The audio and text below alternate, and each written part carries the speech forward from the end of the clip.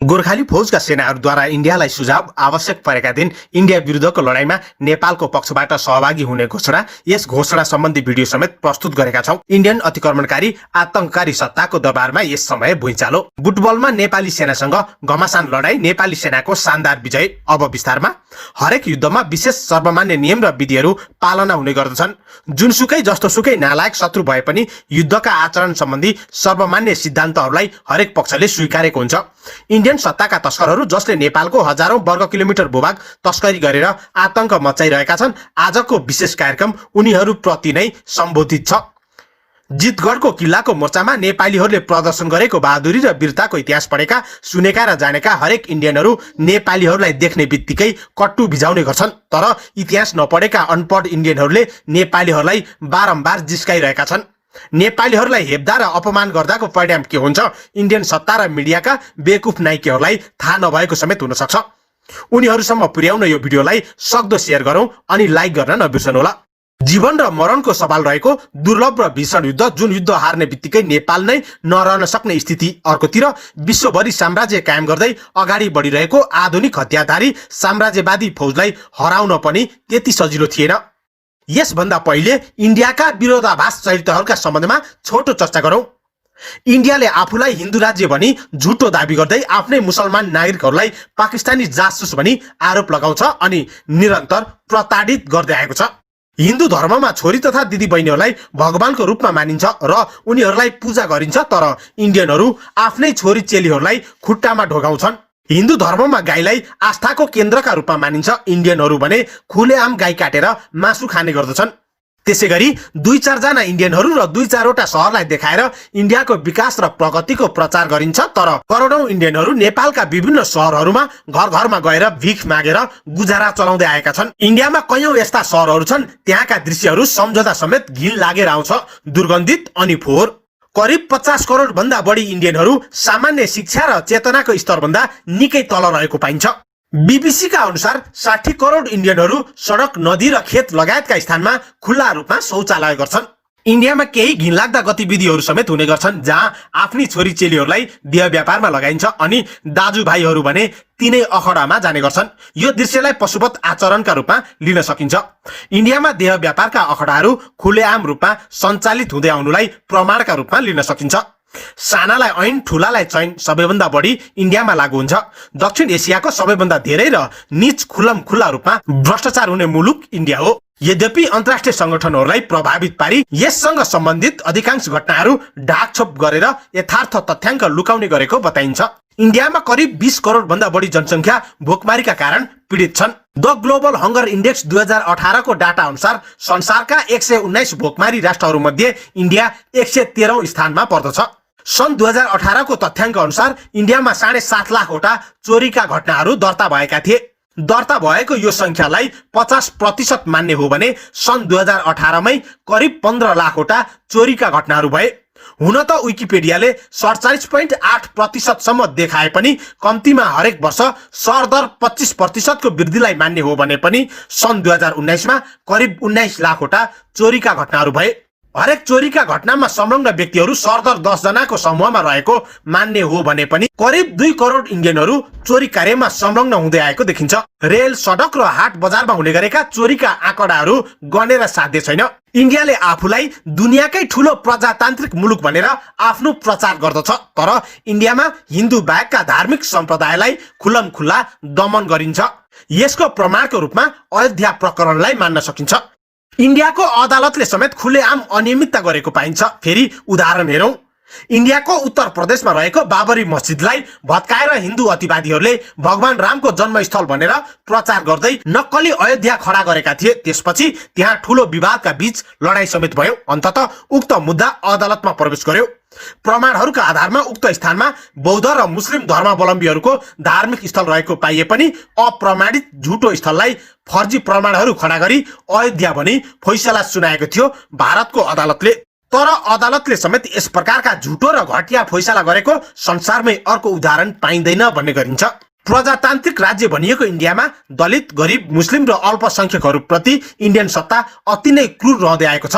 इन्डियाका मिडियाहरू सत्ताको चाकरीमा चलेका हुन्छन्। त्यसकारण गरिब पीडित र दमनमा परेका जनताहरूको आवाज कहिल्यै इन्डियन मिडियाहरूको समाचार बन्दैन।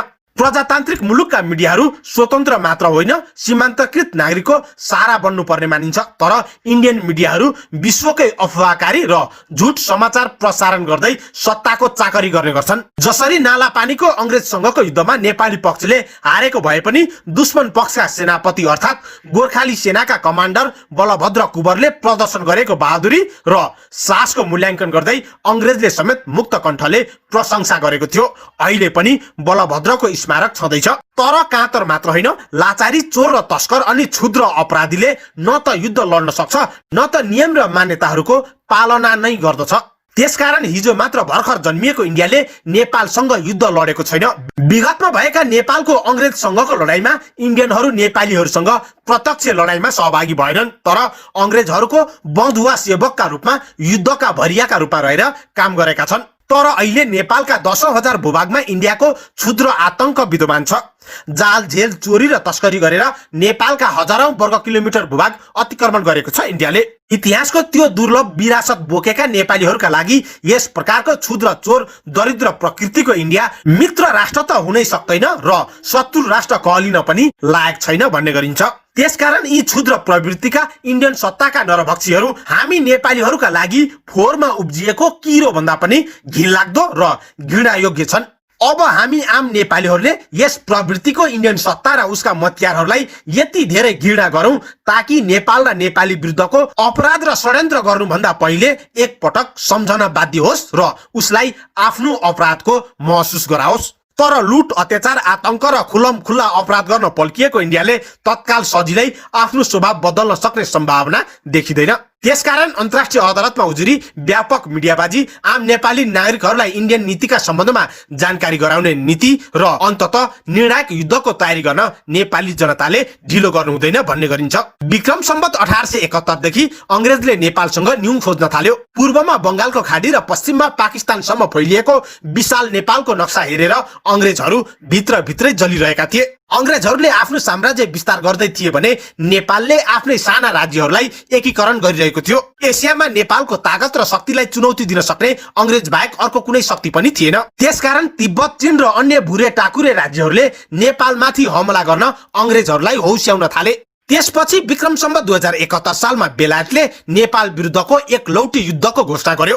त्यसपछि विक्रम सम्वत 2072 सालसम्म अंग्रेजसँग नेपालले कैयौं पटक युद्ध लड्यो। राष्ट्रका लागि प्राण रहन्जेल डटेर लडेका नेपाली फौज र पैसाका लागि लडेका अंग्रेजका फौज बीच लामो लडाईँमा कहिले हार कहिले जित हुँदै अन्ततः अधिकांश युद्धमा नेपाली पक्षको हार भयो। तर नेपाली पक्षले कुनै युद्धमा पनि आत्मसमर्पण र कायरता देखाएन अनि युद्धका सम्पूर्ण नियमहरूलाई अत्यधिक पालना गर्यो। त्यसकारण नालापानी, काङ्गडा, देहरादुन, अल्मोडा र टिस्टा लगायतका विशाल भूभागहरू नेपालले गुमाउनु पर्यो। तर एउटै क्षेत्रको सम्पूर्ण युद्ध नेपालले पटक पटक जितेको पनि थियो। यदि उक्त युद्ध समेत नेपालले हारेको भए हालको यो क्षेत्रफल समेत रहने थिएन।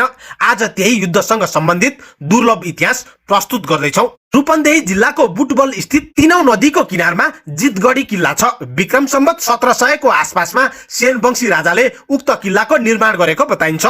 उक्त किल्ला परिसरमा सेन राजाको दरबार समेत थियो। नेपाल एकीकरण अभियानको सुरुवात भएपछि नेपालका 2224 राज्यहरू सबै एकै ठाउँमा गाभिने क्रम अगाडि बढ्दै जाँदा उक्त क्षेत्र समेत गोर्खा राज्यको नियन्त्रणमा आएको थियो। आज भन्दा 205 वर्ष अगाडि जितगढी किल्ला ध्वस्त बनाएर नेपाल कब्जा गर्न आएका बेलायती र नेपाली पक्ष बीच घमासान लडाईँ भयो। पहिलो पटकको लडाईँमा ठूलो क्षति बेहोरेर फर्किएको अंग्रेज फौजले फेरि दोस्रो पटक नेपालमाथि हमला गर्यो। उक्त पटकको युद्धमा भने दरबार पुरै क्षति भयो। तर पनि किल्लामा रहेका गोर्खालीहरूले आफ्नो पराक्रम प्रदर्शन गर्दै विक्रम सम्वत 1872 वैशाख 7 गते अंग्रेज फौजलाई पूर्ण रूपमा पराजित गरेर लखेटे। यदि उक्त युद्ध समेत नेपालले हारेको भए नेपालको यो नक्सा समेत हराउने जोखिम थियो। त्यसकारण वर्तमान नेपालको अस्तित्व कायम राख्न अहम भूमिका निर्वाह गरेको उक्त युद्धलाई अति महत्वका साथ हेरिन्छ। हुन त यो दुनियाँमै कुनै शक्तिले समेत अंग्रेजलाई टक्कर दिन सक्ने ताकत त्यस समय राखेको थिएन भने नेपालीहरूले वर्षौंसम्म अंग्रेजहरूसँग मुकाबिला गरेका थिए अनि बुटबल युद्धमा शानदार विजय समेत हासिल गरेका थिए। सन् 1948 मा बेलायती साम्राज्यको विघटन पश्चात सुगौली सन्धि मार्फत गुमेका तमाम नेपाली भूभागहरू नेपालले फिर्ता पाउनु पर्नेमा अझै लिने कार्य बाँकी नै छ। उक्त अपुरो कार्यलाई भावी पुस्ताले पूरा गर्नुपर्ने छ। यस सम्बन्धी थप विस्तृत रिपोर्ट पछिल्लो भागमा प्रस्तुत गर्नेछौँ। यसको लागि म जहिले पनि म सकिनँ होला गर्नु, मेरो बाध्यता परिस्थितिले जहिले पनि यो बाबु यसरी हिँड्छ, बुझ्नुभयो नि। जहाँ जुनै मेरो कार्यक्रममा जुनै जे चलाउँदा पनि त्यसले गर्दा अहिले देशले कुनै राष्ट्रसँग लडाई गर्नु पर्यो भने 110+ अहिले लुगा फुकालेर आइन लडिन भने कुकुरको छला गाट्नुहोस्। म त्यस्तो मान्छे हो म चाहिँ है हजुर हो। त्यसले गर्दा म केही भन्नु सक्दिनँ। देशको लागि म धेरैजना साथीहरूले मेरो मित्रजनहरूले भन्नुभयो यो उसको लागि बोल्नु पर्दैन त तपाईँले भने के, तर म बोल्छु कुनै समय। यहाँहरूको अमूल्य सुझाव सहित प्रतिक्रिया जनाउन नबिर्सनुहोला। हस्त नमस्कार।